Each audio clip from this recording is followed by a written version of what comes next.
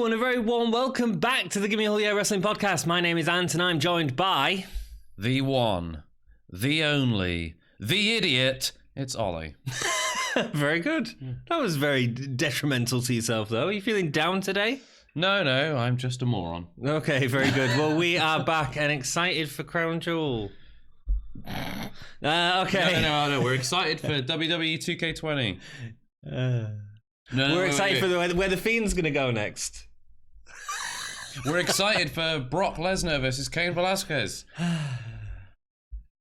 WWE are doing a lot of things wrong at the minute. But they are doing a few things right on NXT UK episode 66. What a segue. Wow, good segue. So, read the comments from the last episode, Yes, dude. we've got comments. Manfred Bazarov says, we talk about how A-Kid is debuting next week, I think. Yes, he is debuting next week. They did a package on the last episode about him debuting, and we talked about that. Manfred said, A-Kid has already appeared on NXT UK back in May in a tag team with Carlos Romo against Gallus.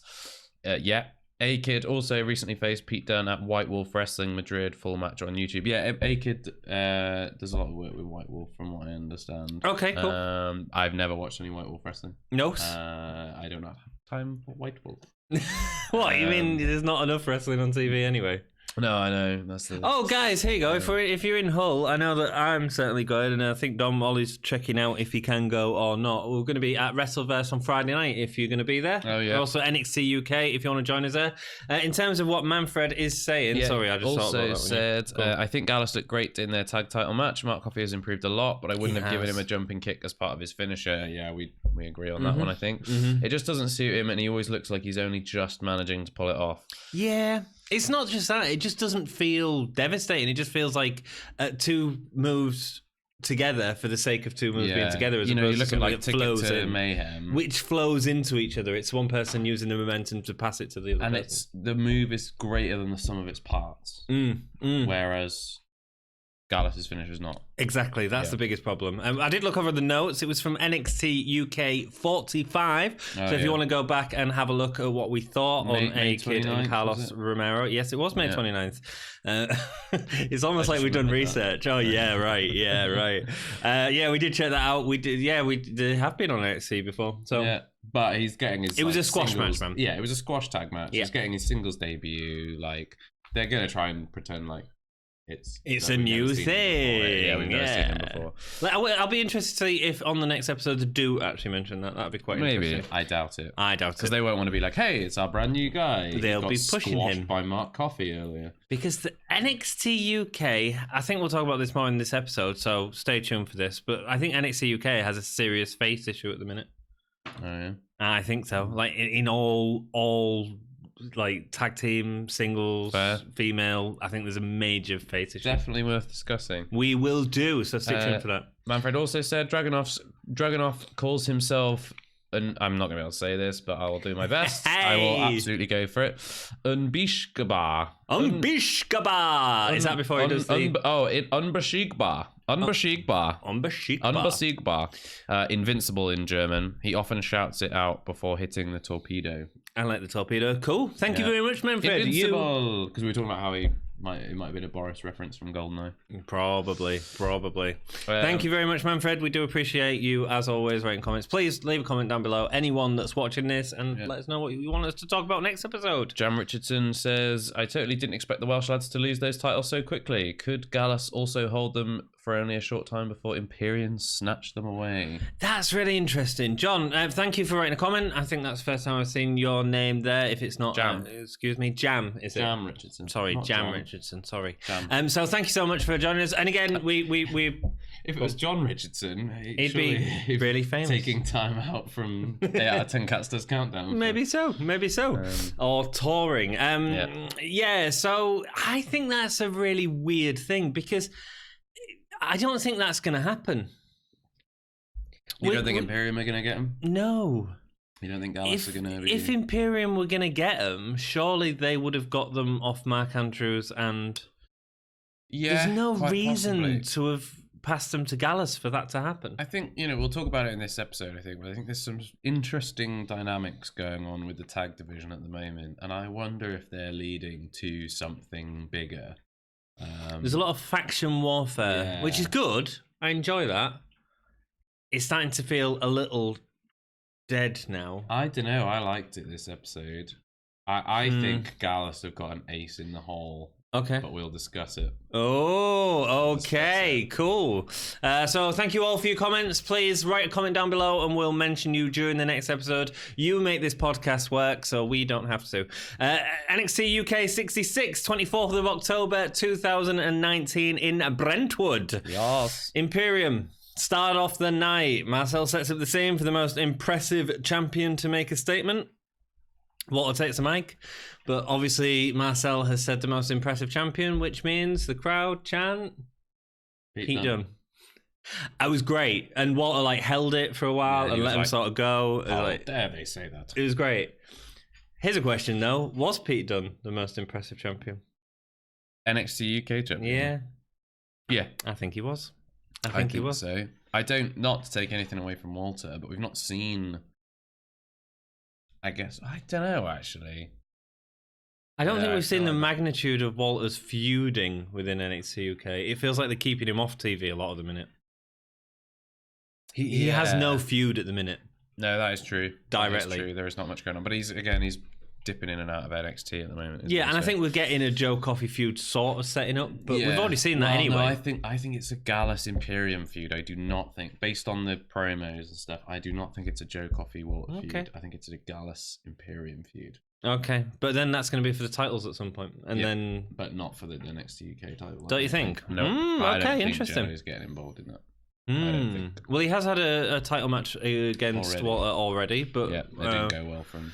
Yeah, and obviously, a title match, or was it just a singles match? I'm sure it was a title match, and he he had a singles match before Walter faced Pete Dunne. Because they had a tag team match with Gallus as well, didn't they?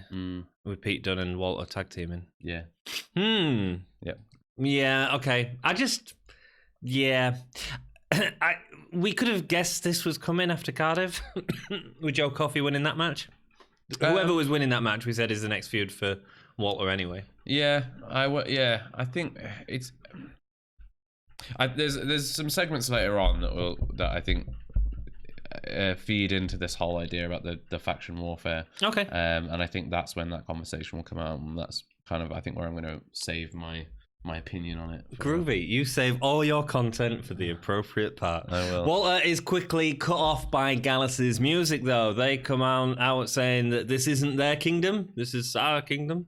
Oh, out of interest, how obvious was the setup for Gallus coming out the whole way through? The commentators going mentioning kingdoms and saying how they're the thing.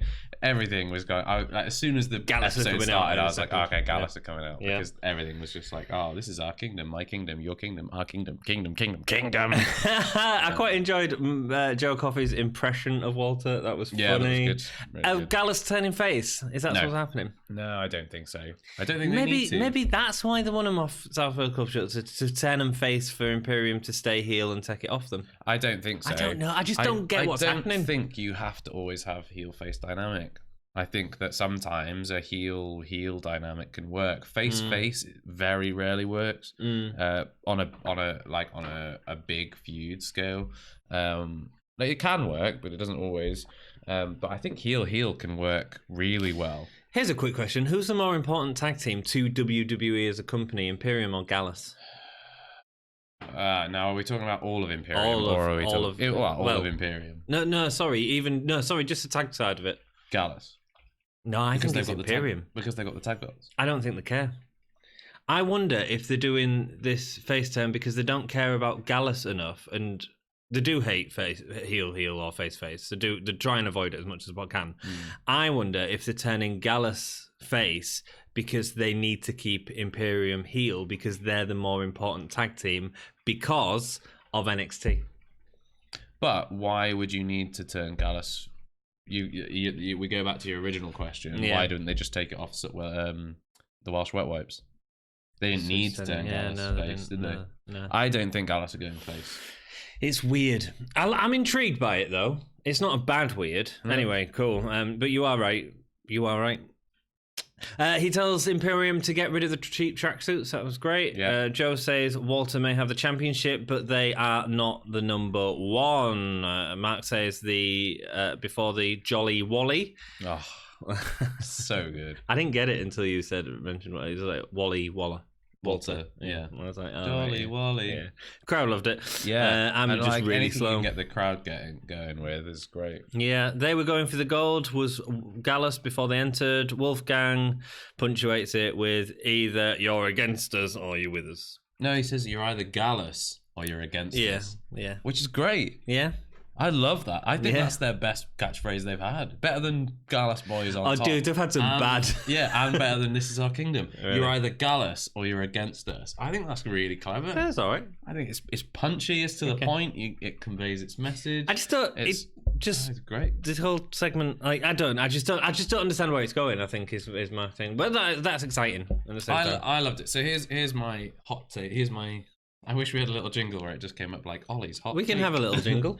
Ollie's hot take. Done. There you go. So right. They throughout this episode they're pushing the gang warfare thing, right? Because then we then have Gallus later on in a very brief segment interacting with grizzled young vets. Yep. Which we'll talk about later as well. I think that they are setting up for a themed pay-per-view. I think they're like, like how we have NXT War Games. Yeah. I think we're getting something along those lines for the next NXT UK. I'm all for that.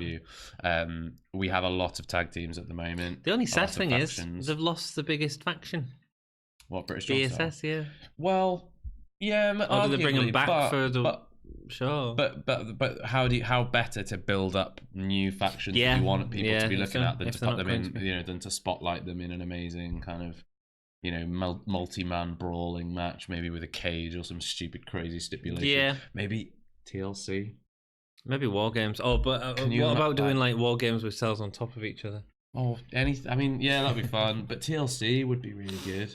WCW. Can you imagine? Yeah, no, TLC. Mark Andrews, Flash Morgan Webster, Grizzled Young Vets, Gallus, Imperium. I mean, yeah, but haven't we already seen it with?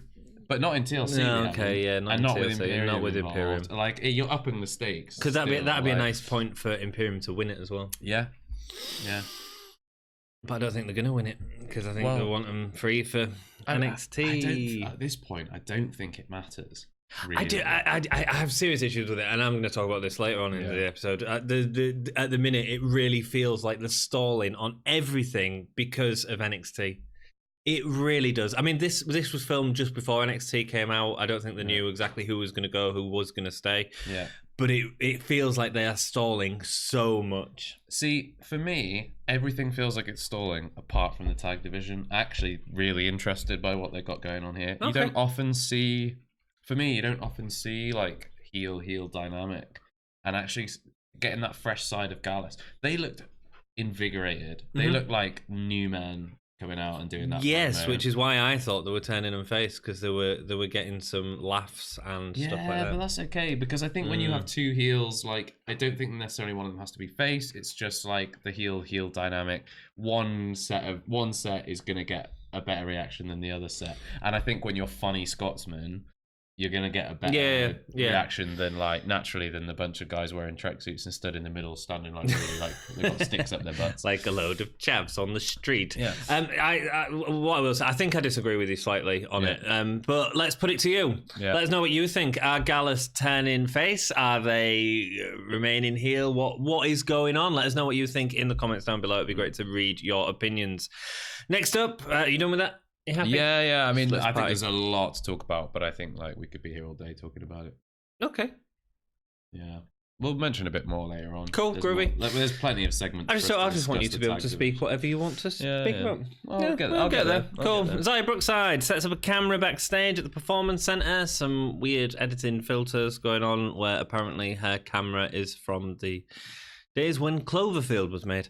Last week she beat Nina Samuels, and now she thinks she is closer to her championship opportunity. Say again? I think it was 2008 Cloverfield. I think. Was it? Yeah, I'm normally pretty good at that kind of stuff. Yeah, that's impressive, man. I want you on my quiz team. I'm going to see if it's 2008. When she gets her championship opportunity, if it's against Kaylee Ray, it will be the ultimate revenge. Obviously, she was the one that pushed her out at the Battle Royale. Good storytelling. Yeah, decent storytelling. It's a feud I want to see. Do you know what? And we discussed this. 2008. Boom. He's good. He's good. He's good. Yeah, no. Do you know what? We talked about Xia Brookside a little while ago about how she got the win over Nina Samuels a couple of weeks ago or last week or whatever it was. And you said she'll go against Kaylee Ray almost straight away. And she'll. There was something in this I was really worried that was going to happen. There was something in this promo that really gave me hope. And Xia Brookside said, "I'm going to work my way up to a match with Kaylee Ray, and I hope when I get there, she's still got the championship because what a good." I noticed you noticed me. I was actually just checking the thing to see how much this is. This is our table. This is our kingdom table. Sorry, go on. As she says, I hope that by the time I get there, that Kaylee Ray's still got the championship. That gives me hope that they are going to build a long storyline with her, and it's not just going to be rushed. Yeah, because I mean that's what it sounds like. I'm fine for all of that to happen, that entire storyline to happen in Hull when we go to see them. Yeah, that'd be. Really I think that'd be really good, yeah. And I think that they'd have the time to be able to tell the story in that. You can still do a few matches within that. A couple of matches and stuff. I think that would be really good. I would love to see Xia Brookside versus Kaylee Ray at the next takeover for the women's title. Ooh, I don't know. I'd be. It depends on the feud, man. It depends how well the feud goes. Really, definitely. But like, imagine whatever feud you get a good build. Let's just be optimistic. There'll be. I know. You're just being fantastical, dude. I know. Let's just say there's a good build. Yes. I would love to see if there's a good build. Kaylee Ray versus Xia Brookside for the title. I think that considering the history and considering the Battle Royale and like Xia's sort of like plucky underdog thing, I think it would be a good build. I think if it's a good build though, the issue is the match will end in a no disqualification when it's a no disqualification match. Oh yeah, of course. Still salty. Oliver Carter versus Ashton Smith. No, yeah, it could be great. I hope they go down that route, and I want to see it now, but give it the time to actually play out properly. I don't necessarily let her start, winning matches and stuff like that, and then maybe have Kaylee Ray start to take an interest in her. Yeah, and start to be concerned and interfere with her. That'd be fun. Really build Kaylee Ray's heel work up a lot more. They really need to do that. Give both of them an opportunity to shine. It'd be nice. Oliver Carter and Ashton Smith. Yeah. Well, there's a disappointing tag partner. I think they announced this on WWE as well, as opposed to actually announcing it on the show, apart from this time when we see him. Ashton Smith he was going to go get a tag team partner. It's going to be devastating, and it's the new guy that hasn't won a match yet. Yeah, I get that. But I think that they're, for all of Ashton Smith's flaws, I think he's a really exciting performer, like when he gets going. We've seen him do better stuff, yeah. He's very expressive. He pops a crowd well, as does Oliver Carter. Oliver Carter, although he has lost all of his matches so far, they've been good matches with Connor. They've been great, and he's got a really interesting offense. Yep, and quite an interesting tag team, I think. Yeah, when I watched it, and I saw it before I actually watched the episode, I saw a couple of clips online, and I was like, oh. Like when WWE put up a 2-minute YouTube video, YouTube video. I was like, oh, that's an interesting tag team. Yeah, I just don't know if it's got. I don't know if it's got legs. No, I don't think it's got legs at all. But it's okay, I think, for it to be like a little experiment. Yeah, I have major problems with the tag team division in terms of faces. Like, what face tag teams do you have? Well, at the moment, it's just the Welsh Wet Wipes. You could potentially argue the Hunt, but I mean, they're a bit. It just feels like there's no faces in the tag division. So here's something that I was going to mention earlier that I think is fine to bring up now as we're talking about it. I'm not sure in this. So this is why I'm excited about NXT UK's gang warfare or whatever. Is that I don't think that we necessarily need to rely on the traditional face-heel dynamic anymore. I don't think that it's something that we have to abide by in order to provide good storytelling. in so many good TV shows and so many good, dramas or movies or whatever, actually, there's not always it's a hero and a villain. It's people all operating within many different shades of grey. Yeah. Not that film. But do you know what I mean? And so I know what you're the saying. idea of like a kind of there's something really fascinating, I think, about like me cheering Gallus because they're the enemy of my enemy, not because they're my friend. I think that's. But the problem is we say face and heel, but that doesn't necessarily mean good guy and bad guy. It looks like Stone Cold Steve Austin and Vince McMahon, which is probably one of the best examples. Stone Cold Steve Austin was a really bad guy. Yeah, he was an anti-hero, his boss. Absolutely. So I get what you're saying with that, but then he becomes a face through the crowd. I still think you need that dynamic. I think heel versus heel very rarely works. I think it works when a heel. I think what ends up happening typically during an actual match is that one team becomes the de facto face for that match. So like we had that with Jordan Devlin versus Walter. I think it was. Yeah. Jordan Devlin was getting cheered because he was going up against Walter and he was very small and Walter was very big and everybody doesn't like Walter because he was mean to Pete Dunne. Naughty. But like, and I think that's fine for the purposes of a match. I think the thing that's more interesting about this gang warfare thing is the story building around it. Like, there's something really fascinating about this.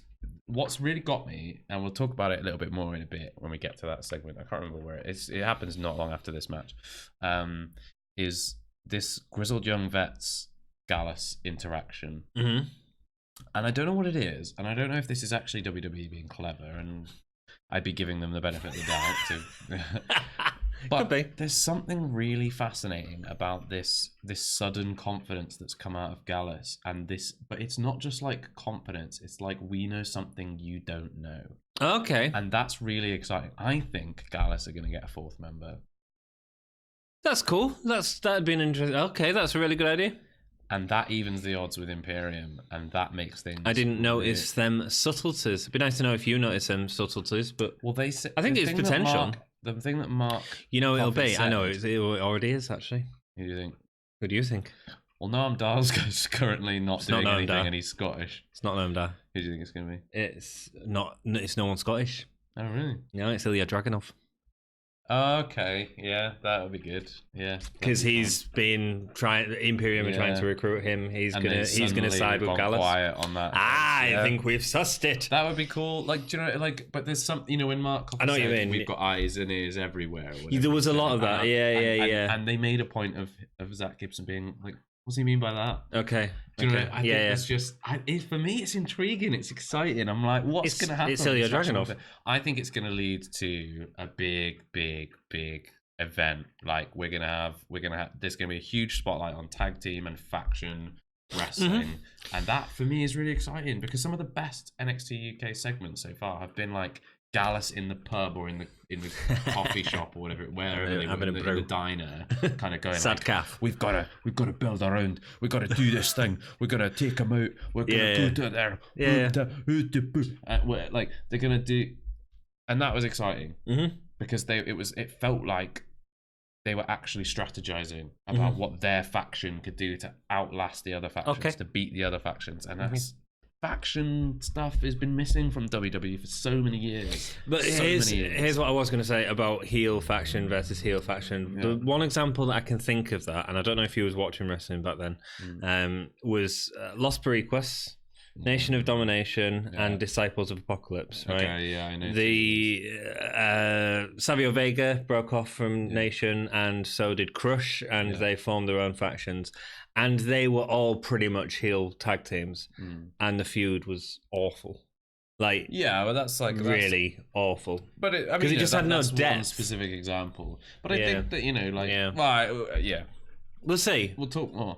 We can talk about this faction warfare forever. Let us know what you think about the faction warfare. I think it needs to be highlighted a little bit more as well if they are going to go down that route. They need to give it more time. I think they're only just starting off. Because this is the first time Gallus and Imperium have come face to face. But the faction warfare's been there for a while. No, because Gallus had that thing with Walter before, but it just led to nothing. It just sort of filtered out. Yeah, but that was just a feed into Walter versus Pete Dunne, wasn't it? Oliver Carter versus Ashton Smith versus Drake and Gibson from the Grizzled Young Vets. I'll run down the match. Drake and Smith start off. Delayed vertical suplex from Smith is impressive. Carter, after Ushigoroshi, goes to attack Drake in the corner, but Gibson stands near the apron and pulls Drake to his corner to get the tag. Brilliant. He's so good. You watch something like that and you're just like, yeah, that's why this team is great. Gibson controls Carter. Certainly less chance for Carter to show his offensive in this match than we've seen previously. Yeah. He showed a lot more against someone like Connors. And actually, that was something I noticed in this match. You very rarely see Gibson getting any offense done to him. Well, yeah. They really let Drake take that. They're really protecting Gibson. Yeah, he's. I think because his whole personality is this sort of like very hard. Like he's a slippery rat, isn't he? You can't quite ever get your hands on him properly. And so it doesn't surprise me that he doesn't take much offense, to be honest. I was watching the match and I was thinking, right now, I think he's my. If you was to ask me to pick who's going to be next NXT UK champion, I'd be saying Gibson. Really? Yeah, I think the booking him's so strong, and I think he can stay with Grizzled Young Vets and be champion. Yeah, could do. I mean, he'd be a perfectly suitable candidate. Perfect champion, yeah, absolutely. Gibson controls Carter. Certainly less chance to show the offense. Weird double team with a spin into a throat thrust from Gibson and Drake.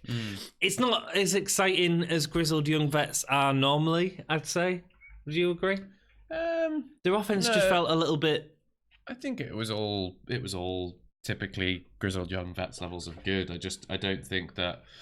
I mean, they obviously weren't working with a tag team that.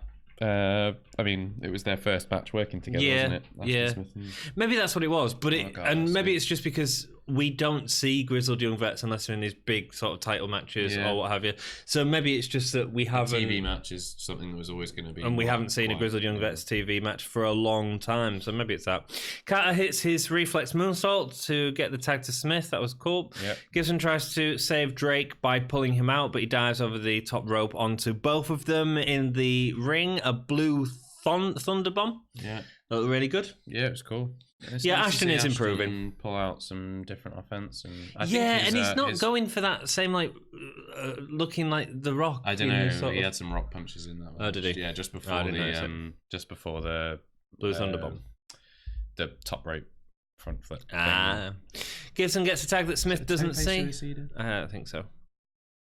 I think Suicide is the one where you just jump over. Okay, anyway. Gibson gets a tag that Smith doesn't see. Gibson holds him for Drake to deliver an enziguri. He holds him in a neckbreaker position.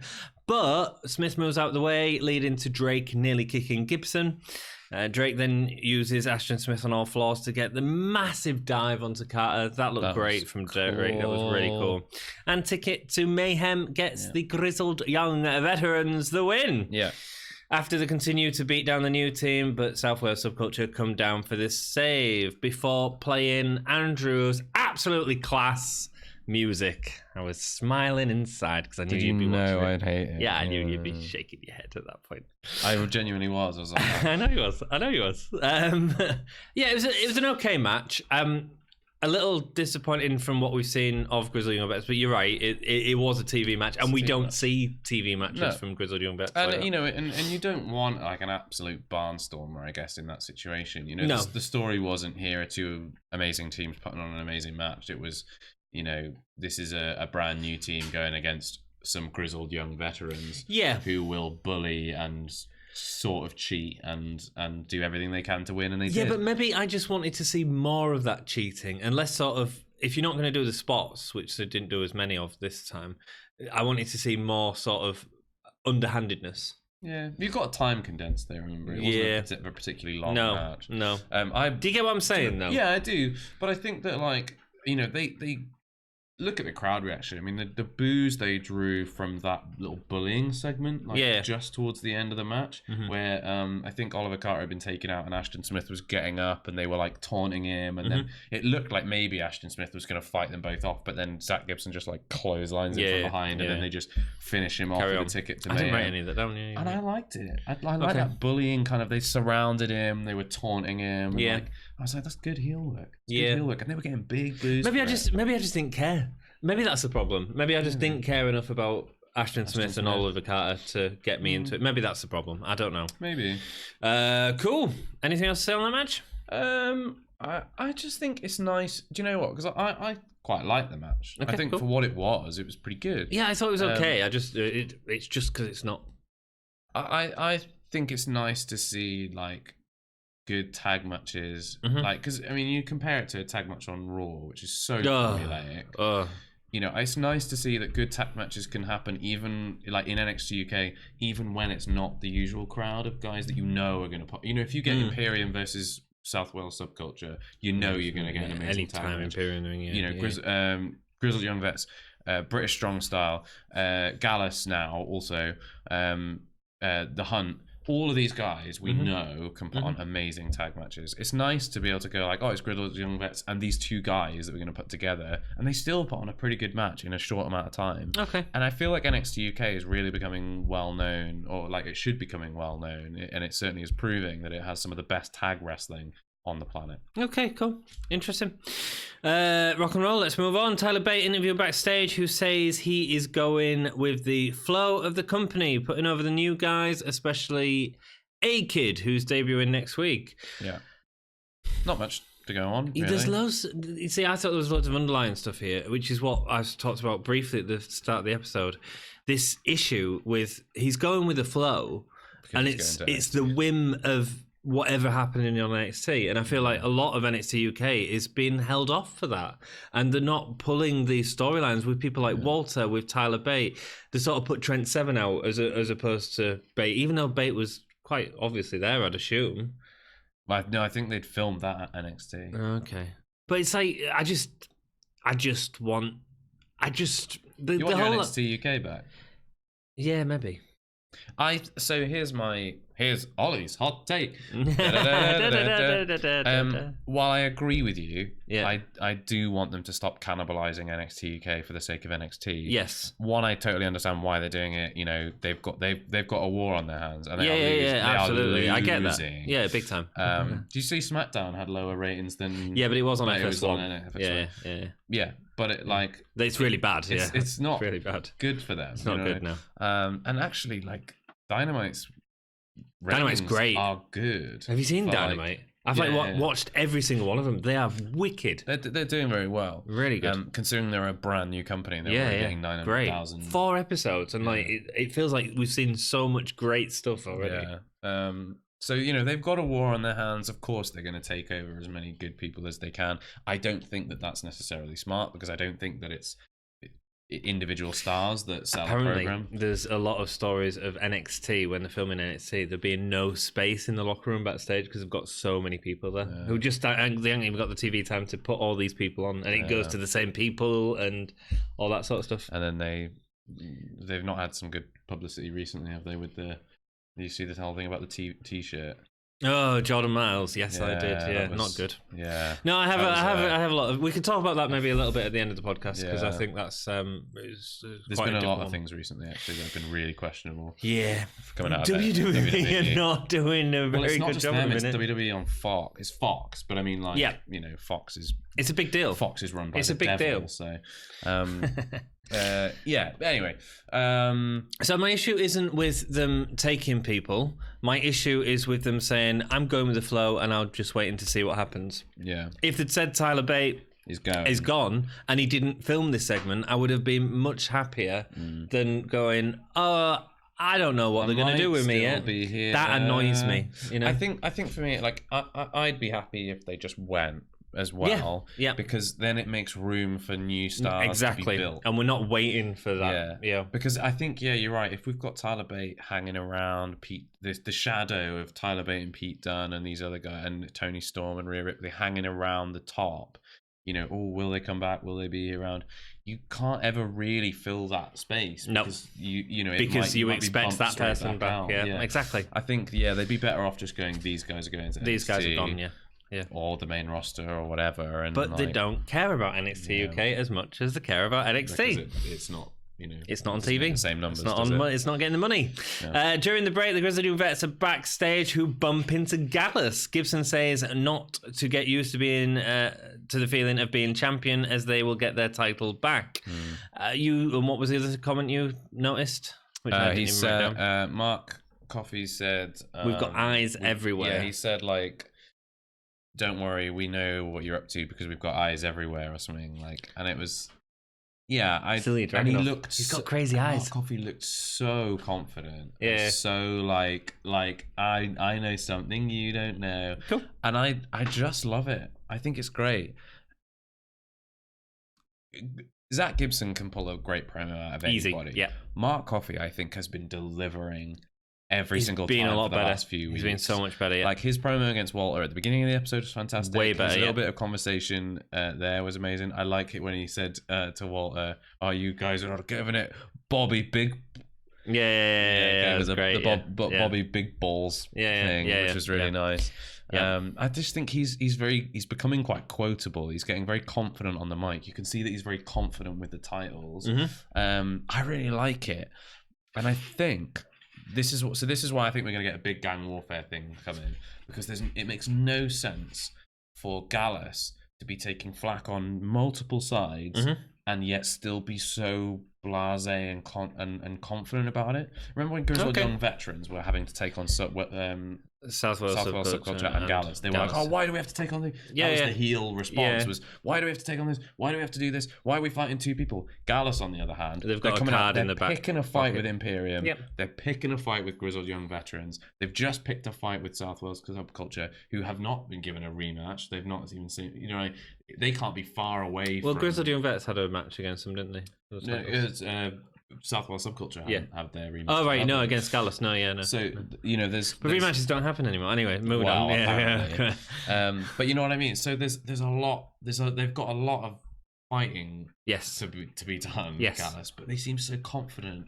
And there's something about that really intrigues me. Cool. And it could just be... It doesn't mean anything because it's WWE and they never plan anything and they never seem to know what they're doing ever. Could be. But that Ilya Dragunov makes some sense because they've built something around that. Yeah. Already. Like if Ilya Dragunov turns out to be working with Gallus, that would be brilliant. Yes, with his crazy eyes. Yeah, like because his eyes are everywhere, and he doesn't fit the Gallus. He doesn't. Thing but at all. It's about using him as the upper hand, as the missile makes sense. In defense of our kingdom, we've got a brand new weapon. A torpedo! There we go. Yeah. I mean, don't even bother watching NXT next week because he's written it for you, and we probably won't get anything as good as that. No. Let's go. You happy to move on? Yeah, absolutely. Rock and roll. Ligero versus Travis Banks is next. Let's run through this match. Quick wrestling to start off with Travis Banks using kip-ups, holding the hands of Ligero to get out of pins. Nice to see the lockup start low. I enjoyed the start of this match in terms of it was grapple wrestling, but it was all done on the mat, and I enjoyed that.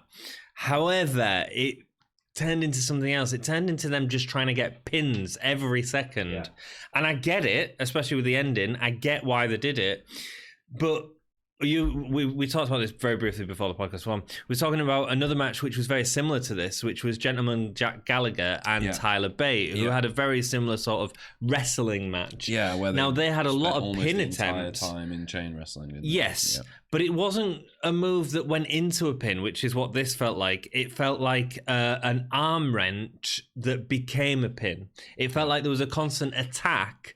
As opposed to this, which just felt like we're going to go, we can do this pin spot into this pin spot into this pin spot. Yeah. And so there was no attack. And that really let it down. Yeah, Tyler Bate and Gentleman Jack Gallagher felt like two people wrestling for a dominant position. Yeah. This felt like press circle to pin. Press circle to pin. Man. Press circle to pin. I think someone's controller was sticky. Yeah. Oh, speaking of controllers being sticky, we've got a new series on the channel. You've probably been annoyed by all the notifications that come out over the last few days. This is my career that I'm playing, so join me for that if you are into 2K. WWE 2K20. I saw the segue. You haven't played it. You can't comment. It's amazing. It's the best wrestling game there has ever been. Hey, no, do you know what it is? It absolutely is the best wrestling game ever because you can attack people with your hair. Have you seen that? It's so good. I've seen it. I've seen it in game. Yeah. Oh god. Do you know the problem with the game? It's just not that fun. No. It's just really not that fun. I mean it's okay. It's just not. Yeah. It doesn't feel fun. Yeah. I think that it's terrible. Let's move on. At least you get Mark Andrews and his music in it. We get a chop battle. His giant forehead. Yeah. You see Mark Andrews' forehead on that game? Yes, he looks like this. Yes, it's like. Maybe he had Botox injections too high. Lots of pins, tanks. The drop kicks go to Ligero. Chop battle, forearms. I didn't feel deserved though. You're gonna do that spot. It needs to feel deserved. It felt deserved in the next match, for example. Yes. Kick from Ligero, and this was annoying. Ligero did the kick to Travis Banks, which he saw by falling back. Yeah, it was nice. Right? No, it won. No? He did a massive slap on his. I don't know if it was a punk kick we're talking about. It was after all the elbows. He did a massive slap on his leg, and it was the sound didn't connect with the image of the face going into the boot. It just really didn't work, and then they replayed it, and you could even see the crack even more. Then I wasn't even looking for it. It annoyed me. Banks then misses slice of bread because God forbid anyone would hit a move on each other during this match. Slice of heaven, sorry. Slice of bread. That's what it felt like. He missed twice with his slices of bread. They were but he missed. Perhaps they were buttered. With that. Yeah, but the other problem is he didn't even look like he was going for slice of bread. Slice of bread. That's what it's called from now on. Slice of bread. Slice of heaven. Slice of bread. Ligero misses C4L, as Manfred did tell us, was crazy for Ligero. Yeah. And then they go back to try to pin each other. Both men slide onto the backs. Crazy for bread. Crazy for loaf. Both men slide onto the backs, double pin, ending this. Yeah, it wasn't very good, man. It didn't feel well done at all, this, did it? Yeah, there was some really sloppy moments in this. A lot of the offense didn't really look like it was ever going to land. Nope. There's a lot of those very high punches that we knew were never going to go anywhere near anybody's head. A lot of it was very telegraphed. It was sliding off each other a lot as well. Yeah, it wasn't great. No, to be honest with you, it was. No. I just don't think that like the bit that was fun was when they were punching each other, like when they were forearm striking. Nah, it wasn't deserved, man. That's my issue. It wasn't deserved. Absolutely, you're right. It wasn't deserved. No. But that was the bit that looked good and could have been a fun basis for a match. Yeah. If their whole match had just been like Ligero and Travis Banks beating the ever-loving chip out of each other. Oh, no, I just want to see them do big moves. These guys are the two guys that are the aerial assassin all this sort of stuff, you know. You start off with strikes, you start off with the kicks. Yeah, it could have felt deserved, but it won't. Then you build into those big moves at the end. It was because then the C4L and the tornado DDT and everything. But why is this happening? I mean, Travis Banks has come into NXT UK. It's a big deal, and I really want to like him. And I think he's done a few good matches, especially with Devlin. But everything else has been a bit disappointing, man. The Walter match was disappointing. Yeah, and he is one of the biggest faces in the company now. If you take away British Strong Style, like we don't have any faces on NXT UK. Yeah. It's just weird. I just don't get it. And especially with someone like Ligero, like them two could have had a great match and chemistry was off or whatever. Ligero should be, so in my mind, if I was going to book NXT UK going forward, Ligero should have been the guy that is like the interim challenger for Walter.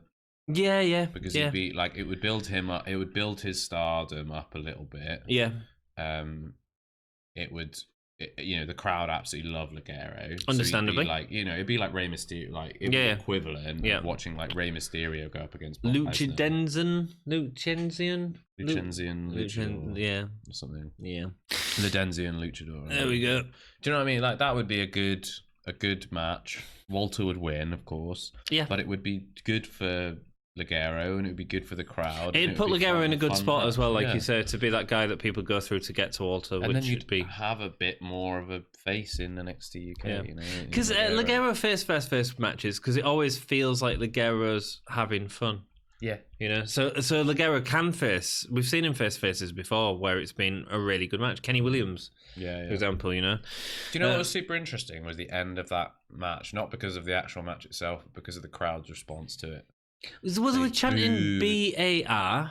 I think it was VAR because VAR, which video action replay. Video action replay. They wanted okay. They basically, I think they were saying we wanted a conclusive end to this match. They booed the finish. Well, it was I booed the finish, and then they started to get. There was someone else doing something in the crowd. I think it was, so it was all... King Henry VIII came back. Oh, did he? Yeah, he came back from the toilet. When a crowd is more excited by a dude dressed up as King Henry VIII coming back to his seat, there's an issue with what's happening in the ring. Well, I remember watching Tyler Bate versus Gentleman Jack Gallagher and being transfixed the whole way through. I loved it. The crowd were losing it. The commentators during the Ligero versus Travis Banks match, the commentators started making jokes about how the cemetery in where are they? Brentwood. How the cemetery in Brentwood has a pulse and people are dying to get in there. Like those were the jokes they were making because the match which was doesn't even so reference dull. the wrestlers directly. No. They were basically talking about how Brentwood was exciting and. They say Brentwood's exciting. I've never heard of it before. I think it's in London, isn't it? Essex. Essex, yeah. So next up we have a Jordan Devlin video package building up him and Mastiff. Good to be reminded of that and excited to see where that goes. I am. Yeah, I've got questions though. Okay. Why is Mastiff... So this is something I didn't question. I was so busy questioning why Tyler Bate isn't going against Jordan Devlin, and obviously we know it's because of NXT and blah, blah, blah. But what I didn't consider, which I thought about today, why was Mastiff okay losing that way to Joe Coffey? Why was there no retribution for that loss at TakeOver? Where he lost literally by Joe Coffey pushing because he's going on to bigger things. Yeah. But theoretically, like storyline Mastiff especially should be going in his character. Yeah. Why is he okay with letting that go? He's not. He shouldn't be. You're right. It makes no sense. Yeah, they just moved it on. Why is that happening? They moved it on, and they haven't done out with Mastiff and Coffey all the way through the sort of post takeover Cardiff taping. So, they should. Yeah, maybe they should have had some backstage segments, but I also understand that was a hard match, and the two guys were probably beat up to all hell to actually do anything, which is fine. Coffey only showed up really in segments where he was like, being in Brentwood. He was like they were showing him in the trainers and stuff. So I get that, but you've got to carry on the story, and you are right. They should have had some story of Mastiff going that exactly. Finish, yeah. Like I mean, it was a great match. Maybe they'll come back to Mastiff and Coffey at some point. Maybe if Coffey wins the championship, they'd go the first feud would be to Mastiff, and that'd be what he calls out at that point. So who knows? Maybe. Who knows? We have don't forget NXT this week, which is tomorrow, Halloween. NXT UK is an early showing so that nobody gets to miss Crown Jewel. Because everybody's going to be watching Crown Jewel. I'm going to be watching it. I am not going to be watching. I've got too much work to do. I can't watch Crown Jewel. Great. I wouldn't like. How long is it going to be? Like 4 hours? I don't know. Probably, maybe longer. I just at the moment, and this is really sad. Like I've been the last couple of weeks really enjoyed NXT UK, but it is the only wrestling apart from Dynamite. I know you're right off it, aren't you? You're right off it. That I can just afford to watch right now. Do you know what I mean? And the idea of watching Crown Jewel makes me want to put needles in my eyes. I mean, what match is there on there that you're excited for? The Fiend and Seth Rollins. I'm not excited for that. I'm not excited for that. They've already botched it once. Velasquez and Braun Strowman. No, Tyson Fury. Velasquez is the one that's against Brock, isn't he? See, I don't even know. Like, that's going to be terrible. Velasquez will probably pull off a moonsault or something and everyone will go, whoa, he's trained in AAA. It'll be one spot. Yeah, it will be. Unless Brock Lesnar goes for the 450 or the shooting star press. No, he won't. Well. No, it'll be Kane doing something that makes people go, "Oh, wow!" Yeah, that'll be the big talking point. Yeah, and Tyson Fury. I really want to see Braun win, man. Have you watched the performance? We will talk about the last match in a minute. Have you watched the Performance Center thing? What of Tyson Fury and Braun Strowman when he attacks him? No. Oh my god, it's humiliating. It makes me sad.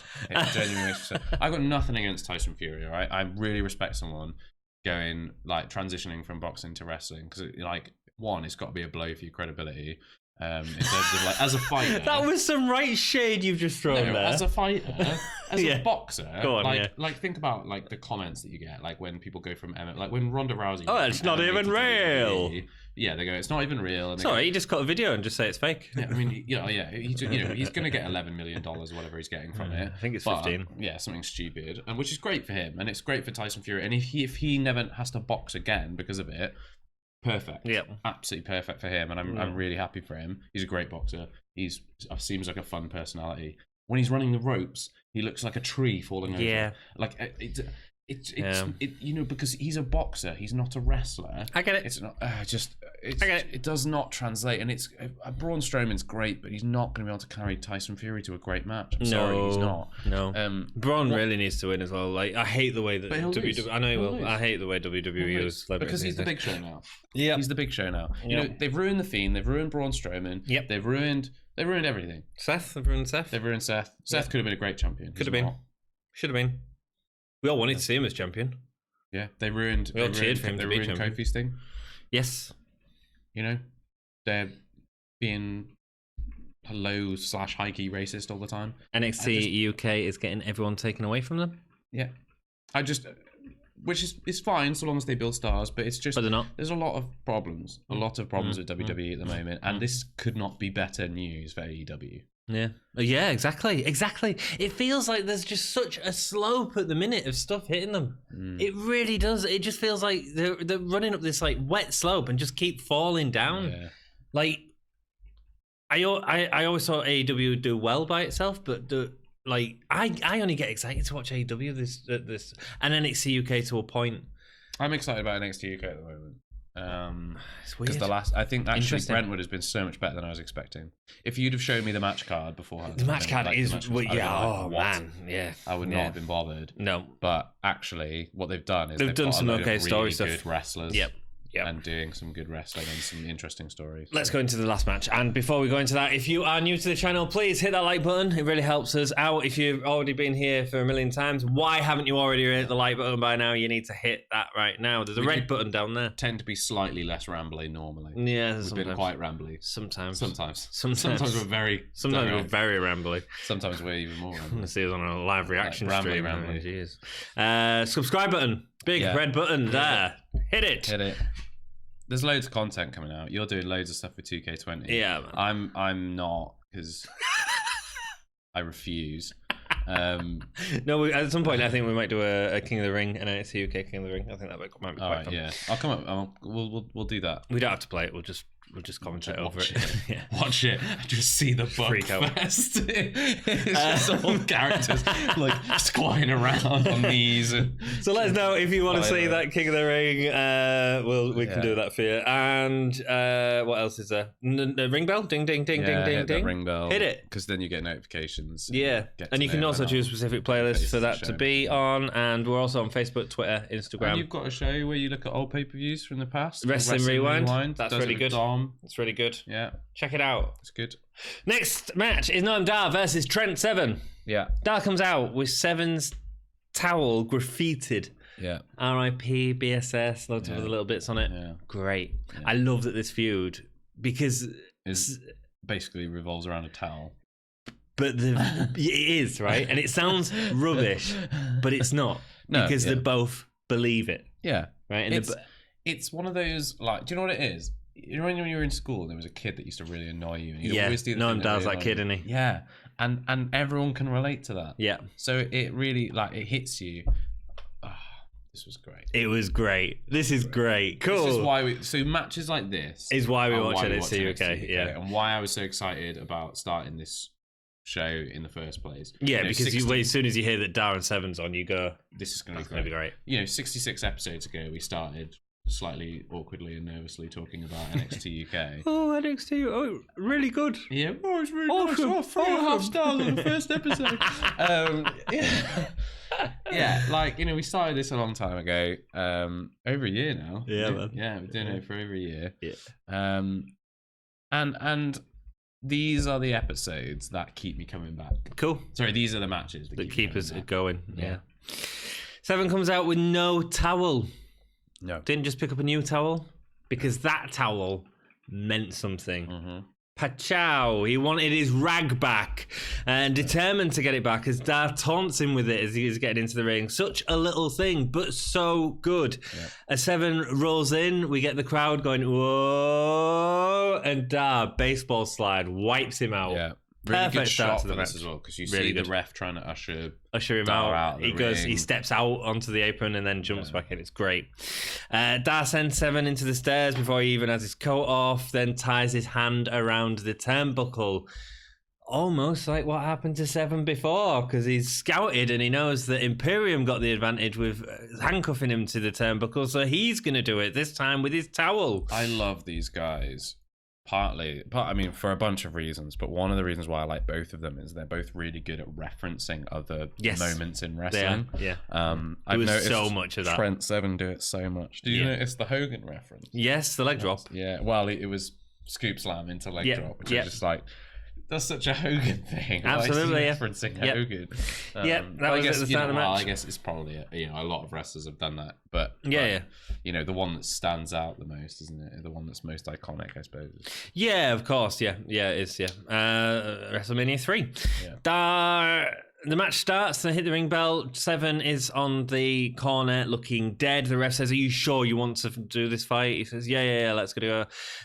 Noam Darr bolts at him. Noam Darr's going to get the advantage. No, he doesn't, because Seven gets back and whacks him with a massive clothesline. And do you know when you're like, you didn't expect it? Yeah. And you go, yes. Yeah, it was a nice turn of it. It really set the tone for the match. It did. It was like Darr is going to do a lot of like bitty offense where he tries to like pick up the threads holding Trent Seven together, and Trent Seven is just going to hit him with something hard and fast and put him hope down. That it's enough to put him down. It's great.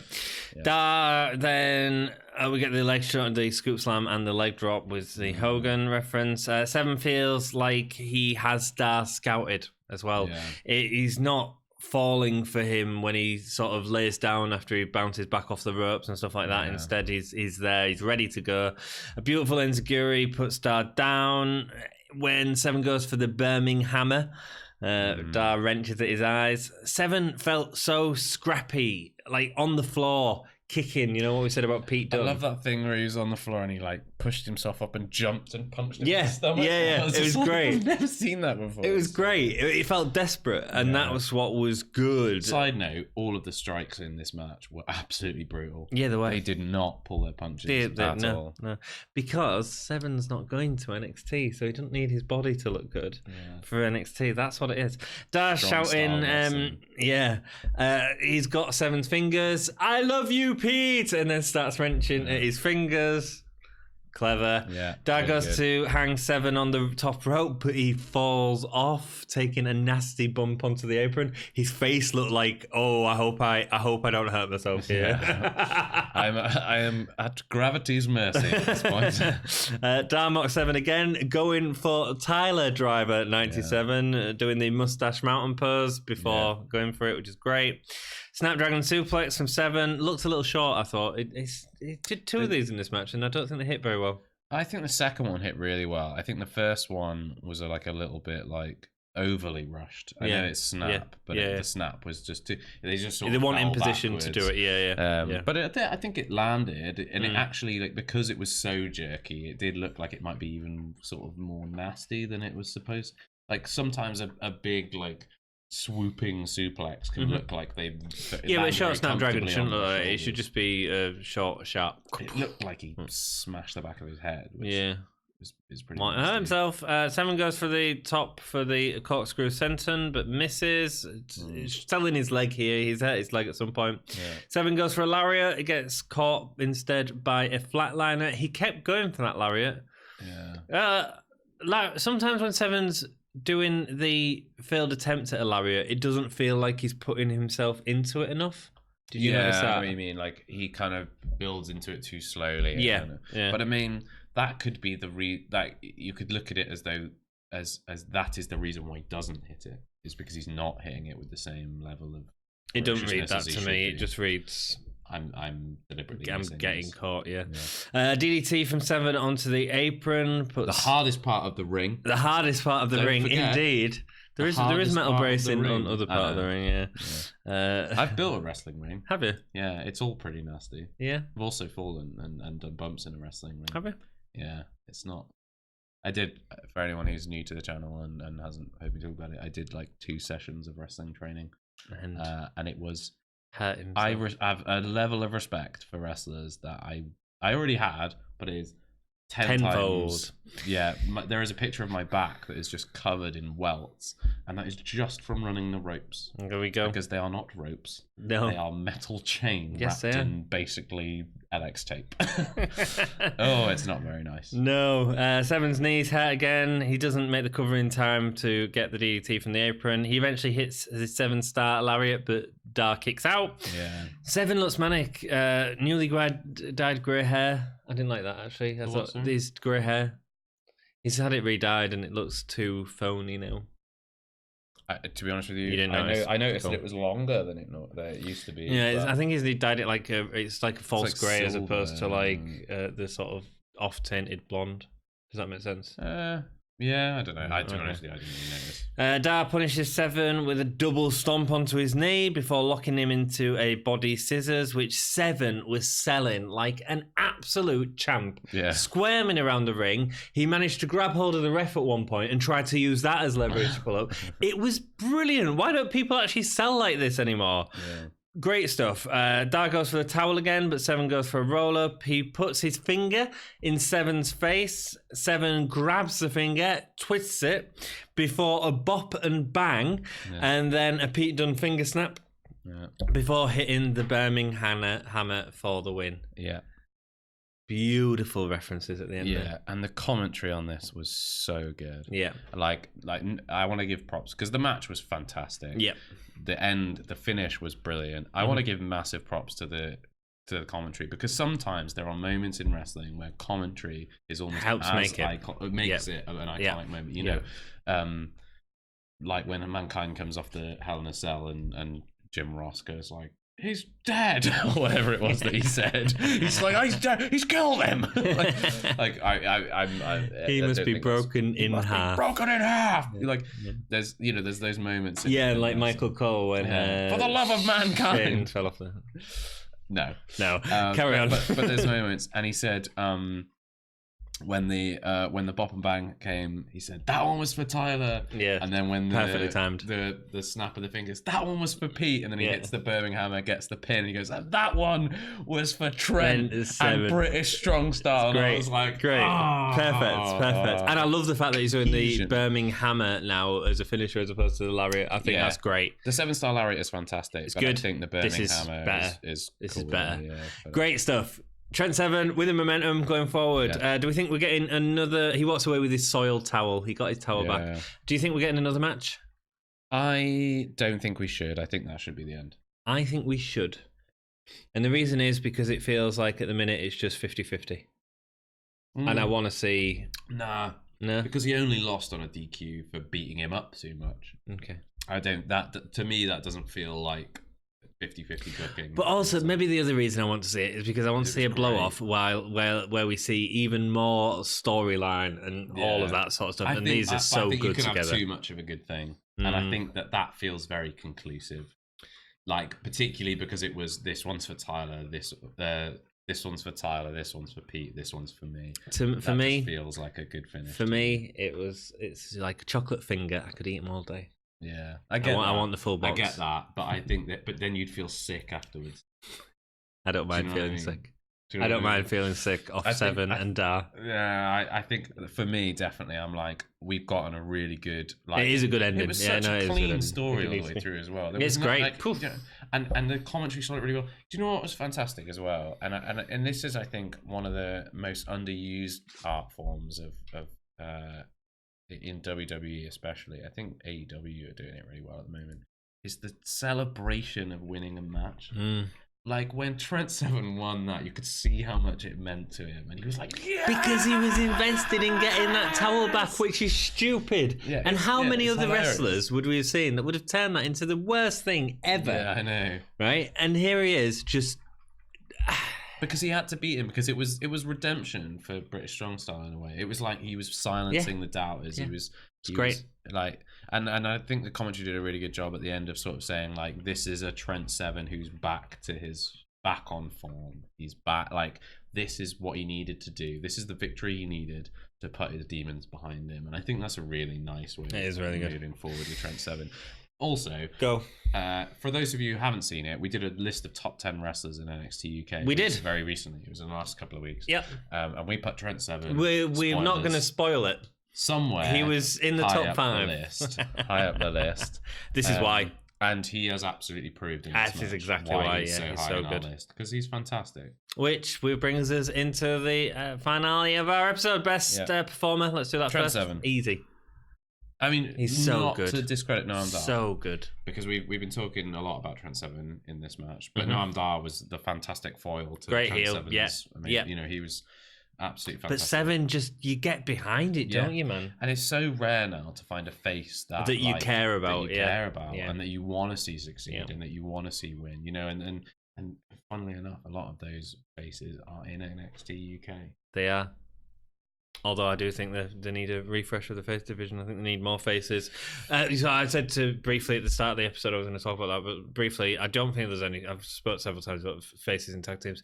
Single face wrestlers, I think they're lacking as well. Well, they got Trent Seven, Ligero, maybe Ligero, Travis Banks, but again, they're not top singles. I mean, Ashton Smiths is a face. He's nowhere near. Nowhere near. Yeah, top guys. Trent Seven. That's it. That's Tyler it. Bate, but he's not. He's not there. He's not. We don't know if he's around. So I just feel like there's a real lack of top faces at the minute. And then the women's division is exactly the same. We're moving into Zaya Brookside, one face. But Piper Niven, fine face. But they've got a thing with Rhea. She's got a thing with Rhea Ripley and Jizzy at the moment. Yeah, I know what you mean. Single stars are really lacking. Faces, I think. The faces that they've got, some of them are great. Dragunov, maybe. Dragunov, yeah, maybe. Depending. Don't on think what he's top of the card yet. No, but getting there, and he's proved that he could be. Could be. Gay stars for this episode, dude. It's a hard one because I think there was a lot of good, but quite a lot of bad as well. I agree. I'm going to give it like 2.25 stars. 2.25. It was a decent episode. Yeah. The match, I think the match at the end was fantastic. Really elevated it. One of the best matches we've had on NXT UK TV. Really great match. Yeah. And I think that there wasn't. Ligero and Banks really let things down, I think, in terms of the wrestling content, because everything else was pretty good. I thought it was okay. The first one was I'm really excited about this gang warfare stuff going on there. Let's see what happens going forward. And holy chip moment of the night. I've got the tribute to British Strong Style at the end because I marked out for that moment. Yeah, I thought it was great. That was really good. Really good. Yeah, I think that probably. That's it. Yeah. It's a long episode from us. It is. I hope it's recorded because I saw the notification come up, which means might not have recorded. Oh, good. Thank you so much for watching. We've been and Ollie. And this has been Gimme a Hole, yeah? Yeah. And until next time, keep it most emphatically. GAHY. Are we still here? Keep it gay.